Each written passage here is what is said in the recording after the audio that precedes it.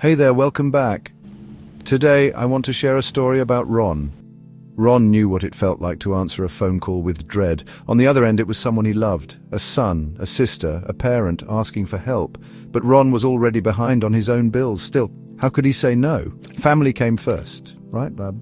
Many people in their 40s and 50s face this same tough spot. They want to be there for their loved ones, but they're struggling themselves. Helping family financially when you're broke isn't just hard, it can feel impossible.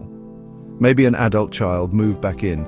Maybe a parent needed help with groceries or rent. Maybe a sibling kept borrowing money that never came back. Saying yes comes from love, but saying yes over and over could wreck your credit, delay your retirement, and push your own needs aside. What started as support could quietly become sacrifice, without anyone even realizing it.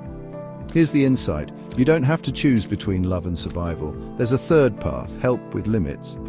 Saying no to money doesn't mean saying no to love.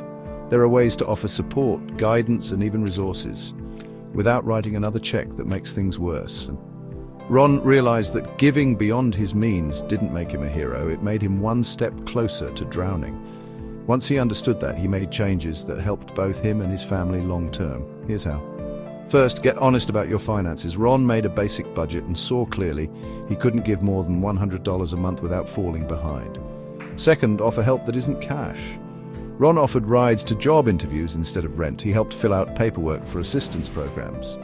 He cooked extra meals to share. These gestures saved his family money without draining his wallet. Third, set a one-time gift, not a loan.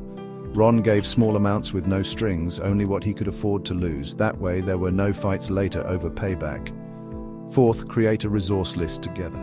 He helped his loved ones find local programs, community aid, job openings, and budget tools. It gave them more control and it took the weight off his shoulders.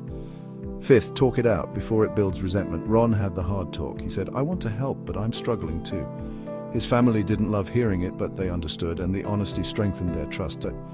Finally say not now with kindness. When he couldn't help, he didn't ignore the call. He said, "I care, but I can't help financially right now. Let's find another way." That small boundary made a big difference. Helping family doesn't have to mean hurting yourself.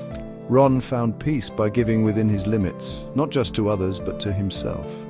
Saying no felt wrong at first, but over time it gave him room to breathe. His family didn't stop loving him.